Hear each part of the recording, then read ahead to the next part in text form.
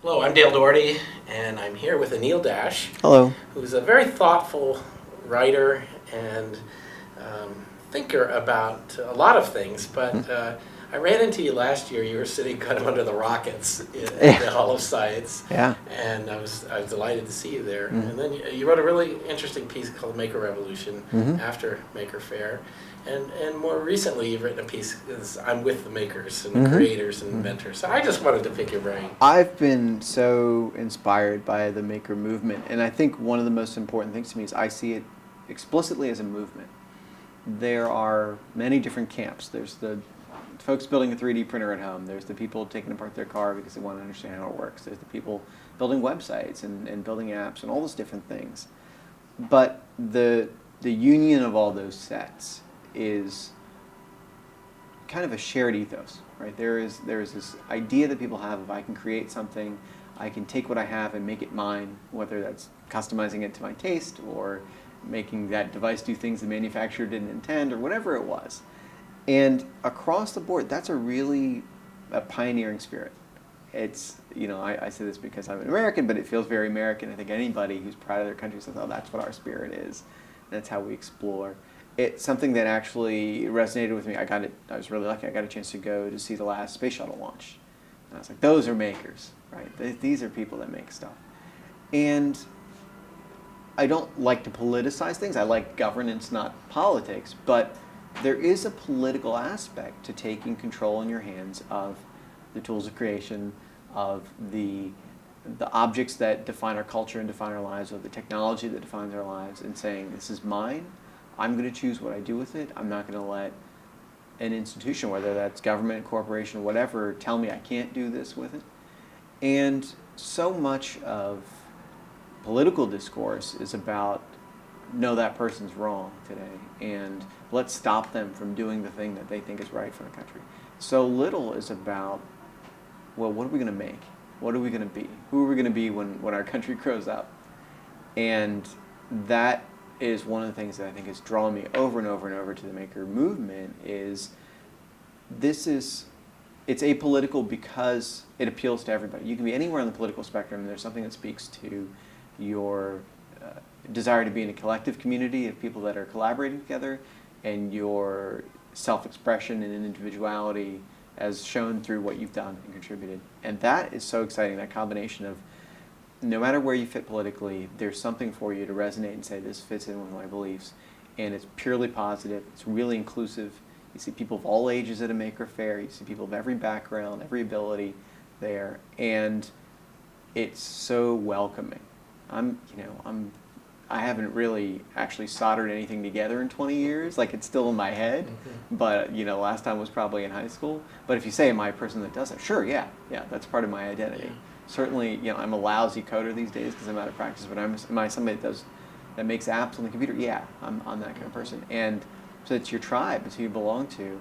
And I can be years out of practice, go into a Maker Faire and say, oh, I haven't put something together in a while, but somebody's got a good Arduino kit and I want to check out what it does. And they'll show me, and it'll invert. It's not the apprentice and the student because it's a 10-year-old showing me, what it is. But that kind of thing, that feels to me like in a less optimistic world, in a less ideal world, somebody would be taking that and saying, well, that's our political movement. And everybody that's been involved in the maker movement so far has been very judicious and thoughtful and not exploiting it that way. But you put it up against any modern political movement, anybody anywhere on this political spectrum, you look at the Tea Party or anybody else, it's the same number of people participating in a Maker Faire and going out and doing something that is optimistic, that's going to provide jobs, that's going to help with security, that's going to give people, a great future that brings their families and communities together. I think that's the most exciting thing in the world. Mm-hmm. That's great. There's also, one of the things that's fascinating when people connect to this, they seem to not only connect themselves, but like their family. There's a history there that connects, that brings things forward from the past. I noticed you did that in one of your pieces. Yeah, nobody's a maker on their own. You can tinker, you can figure something out, you can problem solve on your own, but it's intrinsically a community activity, and it is about, it's what drove most of our families here, right? It's the desire to make something, make some kind of opportunity. Dad is a highway engineer. He just retired again, actually, but he's not the kind of guy that stays retired. And he built highways all across the country and helped work on the foundation at Disney World and did all these things. And that gets in your blood. And he's also, of course, the guy bought me my first computer and led me on my path. And everybody I talk to that's ever been to a Maker Faire has the same story.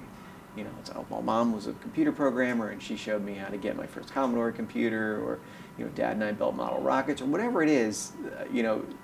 Frankly, the kid down the street and I were blowing stuff up when we were kids, but that was still, we had to make the thing that we blew up, and that part of being part of a community is intrinsic to it, and it's the sort of thing that the conventional wisdom says doesn't happen. People cross political boundaries, class boundaries, all these other lines that we say, oh, well, people don't look on the other side of the street, they don't think others that are different from them could ever have a meaningful conversation, and they do it without thinking. In this context. Yeah, I've thought somewhat in the context of children, but that there is often in sort of culture a certain apathy, and I think this DIY stuff really is at the other end of the spectrum, and that's what's so exciting. I think a lot of us have garnered this idea from technology. Once we could kind of get control over that and do stuff with it, we think sometimes with a certain amount of hubris that we could do almost anything, right? Yeah. And well, the apathy happens in the environments where people think they have no agency, they have no control. And if I'm watching media that somebody else created on a device I'm not allowed to hack, in an environment where I can't choose how to change the channel or anything, of course I'm going to be apathetic. If I made that box and I'm watching some homemade media that somebody else made themselves, and I got complete control over how I can remix it and do things with it, I'm instantly going to be, leaning forward instead of leaning back. And that, it just pervades the way you think of culture overall. It's how you see society. It happens in food. My wife's very versed in the food world and has taught me a lot about it. And I think in simple terms, you would never eat every meal of the sort of factory food from a fast food place. Sometimes you got to have a meal that's made by people you love and eaten with people you love. And the same has to be true for our gadgets. The same has to be true for the tools that we use. The same has to be true for the media that we make. Some of it has to be made with love, by people we love, shared with people we love. That's human nature. That's what we need. And when we don't get that, we get apathetic. And it's the same as, if when I had a dog, if you leave her alone at home for the whole day, you come back, she'd be sad.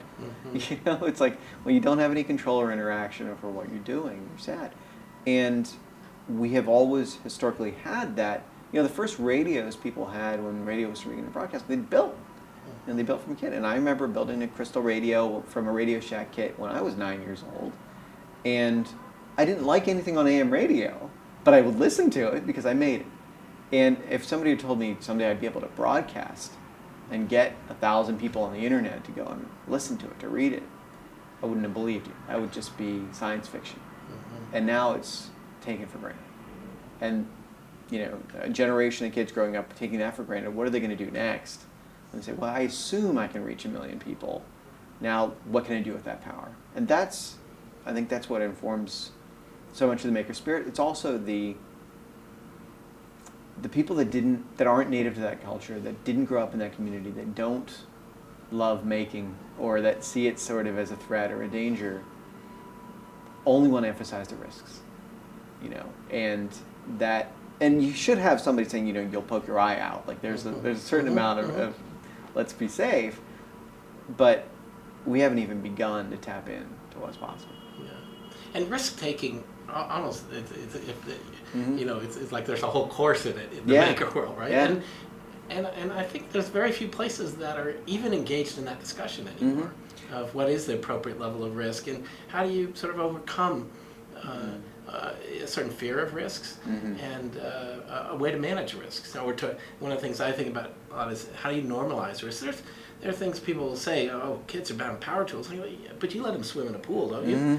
Across the street. Right. And you're not there because there's a lifeguard there. Well, and it's also, we, as people, we're bad at judging risks and understanding what are the real dangers. And there's a million examples, but the sort of, if I've got a hamburger and the meat's from 100 cows instead of 1 cow, my risk has gone up massively, but I don't have any way of actually perceiving that difference when they're sitting on the grill. And so there are the invisible risks, and this always happens with making. Is it simply is revealing that the risk that was probably always there, and that's what makes people uncomfortable. Is they're really confronting. Gosh, you mean everything? You know, all our electronics can be hacked. Like everything, you know, there's never something that's actually keeping you from harming yourself, but you feel like there's a buffer between you actually having to confront it. And taking that away is really useful. I always go back to the media examples because I know that world pretty well, but the first time you write a book, you write a story, you write a blog post, whatever it is, you start to realize, gosh, everything I've ever read in my life was made that way too. And the person writing it was as uninformed as I am about whatever I'm writing about or whatever. And they often wrote the article as a way of learning. As a way of learning about it. What Exactly. to do. It's to their credit, and right. it's a great way to learn. And the same is true for every tool I've ever used and every object I've ever handled, every computer I've ever worked on has been, well, gosh, somebody as either knowledgeable or ignorant as I am built this too, and had to incur those risks, had to take those risks. There's I was at MakerBot on Saturday. They were teaching a workshop for teachers, and the two leaders of the workshop made the comment that the design software they were teaching had changed just last week. Yeah. And I thought that's really the world we live in, that even the teachers, can't rely on something that is really, I mean, they have to look at things as constantly changing rather than stable and vetted and everything else. Well, it's just like it's always in, and kind of learning to live in that environment is really a different thing. And this really challenges what authority is. Right? I grew up in a pretty traditional Asian American household, which is the teacher is God. Right? You have absolute reverence. And I was a normal American kid, which is to say I got in trouble and got kicked out of class sometimes and flunked some tests. And it was, it was sacrilegious. It was an unforgivable offense. And what I realized from that perspective was there's the assumption that the teacher is authoritative about their subject. And the classes where I did the worst, like computer class, where this wasn't bragging because I think that teacher would have admitted himself back in 1986, but I knew more about the computers than he did. And so, of course, I wasn't going to say this person's an authority when I'm like, I don't know much, but I know more than you. So why don't we learn together? And that's not a model that fits with traditional authority. And it requires that authority be confident and not insecure enough to say, I'll learn with you, student.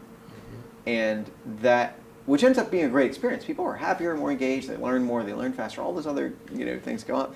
But that model of what it is to be a maker is radical. And people have to be ready for that change. I think kids are native to it. I mean, I'm fixated on this because I became a parent at the beginning of this year, and you see your kid gives you this clarity about, oh man, I'm going to teach him about stuff that I forgot, I never knew, or that that didn't exist when I was his age, or one of those types of things. That stuff is, if you can embrace it and say, I'm comfortable with only having my positional authority, but not having the authority of I'm putting you in your place and not pretending to be the expert about something or not. Yeah. There's a great book I just came across that's written in the 70s and part of a wave of constructivist education, but Piaget, who writes about childhood development, his only book on education is called, at least the English language translation is To Learn is to Invent.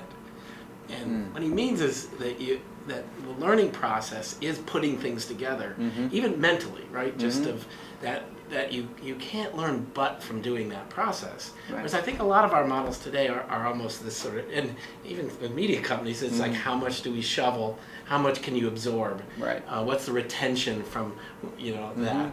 Rather than sort of really building things up and breaking them down and building them up again.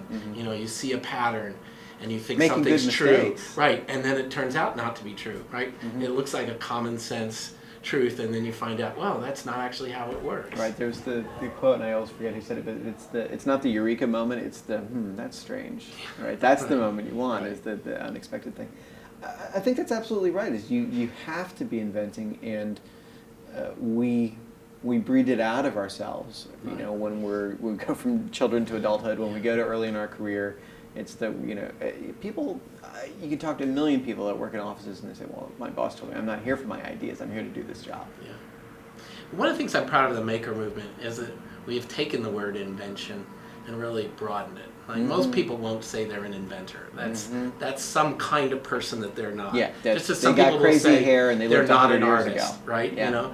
And I really think the luck of this is that people can say they make things, and it's a real simple way. I can make food, right? I can make. Right. An inventor is on a pedestal and does this other thing, but a maker, I make. Everybody makes. And that's why when you talk about politically, this participatory sense is really key. That I do this, and therefore. And it solves every class of problem. If you say education is broken in America because kids aren't performing as well as kids in other countries, there's a path through empowering kids to make that improves that.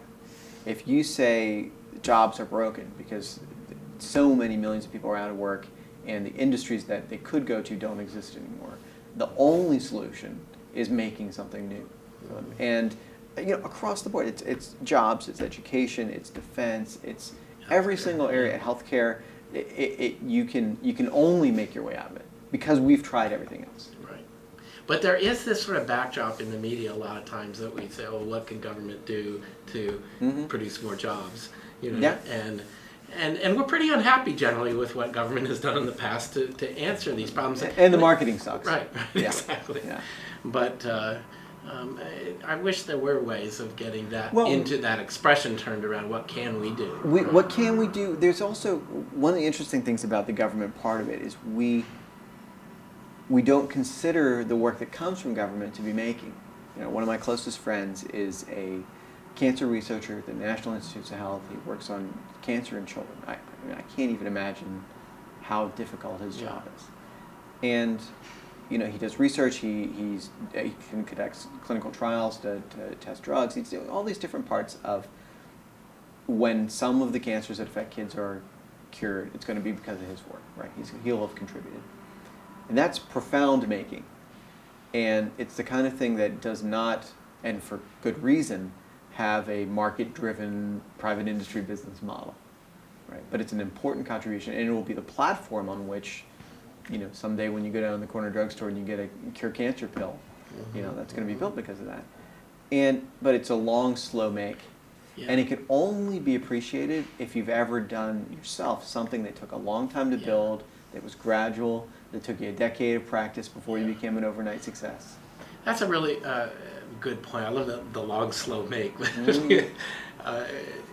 Because we think of things that we respect from the past, like cathedrals, 300 years or more. The Washington Monument, it sat there for 50 years as a stub. Right.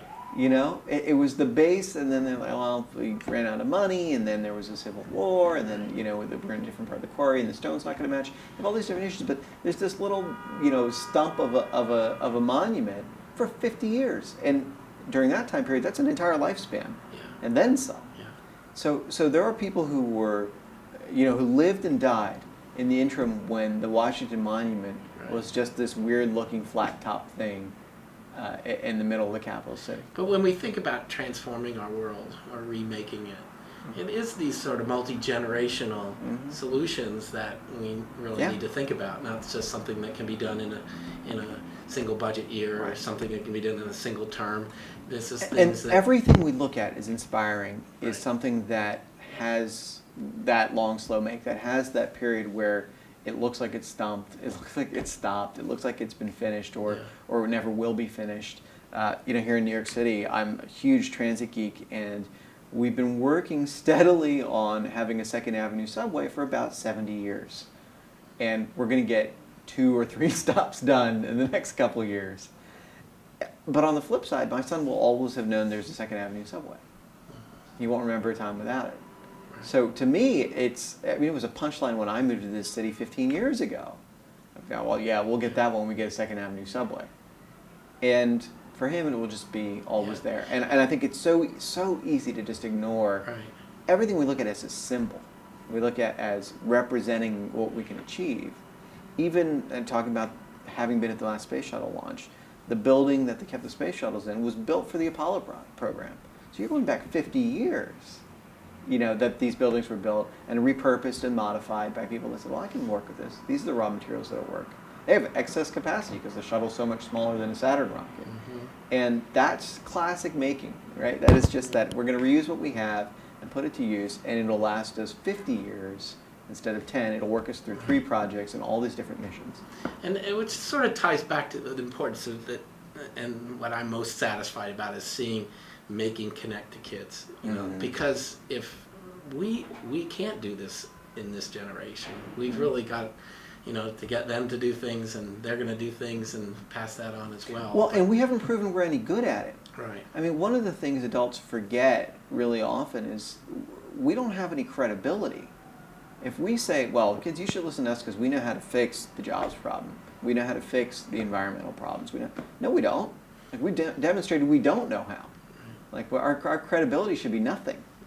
And so, like, the starting point should be all we can give you is some lightly used materials that hopefully you can repurpose into coming up with a real solution. Right. Well, again, thank you for talking here. I just think you have this really great insight into what you sometimes call the political or social context of making, and sometimes that scares me to talk on that level. Well, but on the other hand, one of the words that I'm really happy, and it comes out not from me saying it, but other people say, this making is kind of subversive. Yeah. They'll say that, and I'd rather them draw that conclusion than just repeat something that we say. But it makes, I think it is. It's subversive in a good way, in the sense that America's a radical country and a radical nation at its core. Right, it is a place joined by an idea at its highest ideals, and fundamental to that is creation and making. And I thank you because you have led it without ego and with humility that lets people take what they want from the movement and literally make it their own. And that's the kind of thing that lets people actually be constructive with one another and cross the boundaries where if you go preconceived notions of, well, I have to affiliate with these other kinds of people or achieve this goal, they would never think of. Yeah, it kind of relates to this. One of the things that I see, even having done last year's fair to this year's, is the people that met last year and used each other as resources, right? Some homeschooling mothers say, my son is really, not happy in school. But he needs connection into a community like this. Goes and talks to the hackerspace. Says, would any of you come and meet with us regularly? And last Saturday, he was an intern at MakerBot. That same kid, within 1 year, and so. And it changes your life. Right. I mean, small choices of, my dad said they should play with this spreadsheet app when I was 8 years old, changed the course of my life. And, he wasn't making a profound decision on his part. He just revealed to me that I could make something. Yeah, that's great. Thank you, Neil. Thank you.